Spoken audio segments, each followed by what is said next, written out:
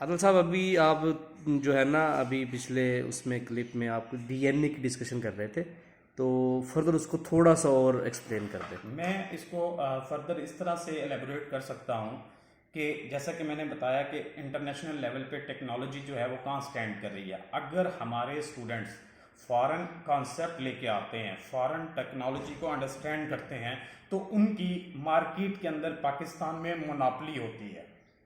अब क्यों कि वो चीज़, वो लर्निंग, वो एक्सपीरियंस और एक्सपोयर जो वो गेट करते हैं, वो यहाँ पे कंसेप्ट अवेलेबल नहीं होता।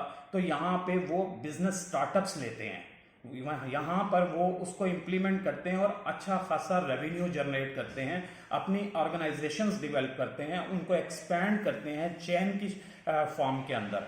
इसी तरह से मैं एक और छोटी सी मेडिकल की फील्ड से रिलेटेड जो है वो आपको क्यूरी दूंगा कि ट्रांसप्लांट, जिगर का ट्रांसप्लांट जो था वो मुमकिन नहीं था, इंटरनेशनल लेवल पे मुमकिन था आज से 15-20 साल पहले भी, लेकिन लोगों को उसके लिए फॉरेन कंट्रीज में जाना पड़ता था इलाज के लिए।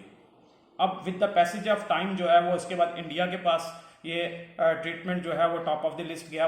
अल्हम्दुलिल्लाह अब हमारे पाकिस्तान के अंदर ऐसे मेडिकल कॉलेजेस मौजूद हैं जो फैसिलिटेट कर रहे हैं, जो इस पे रिसर्च कर रहे हैं, जो इस पे वर्क कर रहे हैं, और अब ये मुमकिन हो चुका है पाकिस्तान के अंदर भी।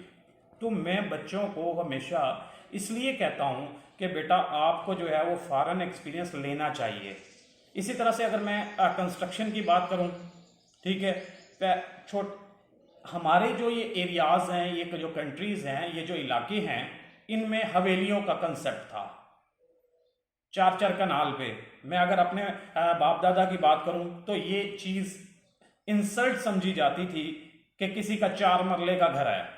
लेकिन आज वही फॉरेन कल्चर जो 20-25 साल पहले वहां पे डिफरेंट कंट्रीज के अंदर, ठीक है, मौजूद था, क्या था कि लोग फ्लैट्स में रहते थे, कंडोमिनियम्स में रहते थे, अपार्टमेंट्स में रहते थे, और यहाँ की दुनिया हैरान होती थी कि वहाँ के कल्चर जो है वो क्या है और यहाँ का कल्चर क्या है। लेकिन आप अब जज करें कि पाकिस्तान के अंदर कंस्ट्रक्शन कंपनीज जो हैं, रियल एस्टेट का बिजनेस जो है वो सारे का सारा उसी पे ही शिफ्ट हो गया। किस पे शिफ्ट हो गया? अब लोग अपार्टमेंट्स की तरफ जा रहे हैं, अब लोग कंडोमिनियम्स की तरफ जा रहे हैं, अब लोग 4 मरले का फ्लैट को पसंद करते हैं, अब लोग 1 बेडरूम अपार्टमेंट्स जो है वो डिफरेंट ऑर्गेनाइजेशंस में अपना बुक करवा रहे हैं।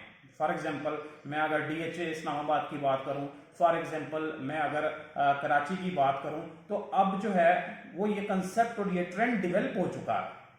इसी तरह से यूएई वगैरह से भी ये ट्रेंड जो है वो बहुत ज़्यादा कि वहाँ पे बेशुमार बड़ी बड़ी बिल्डिंग्स, 100-200 मंजिला बिल्डिंग जो हैं वो अवेलेबल हैं। ठीक है, मैं खुद लोगों को जब यहाँ पे पाकिस्तान में आके बताता था कि मैं कुआलालंपुर में 37th फ्लोर पे रहता हूँ, तो दुनिया हैरान होती थी।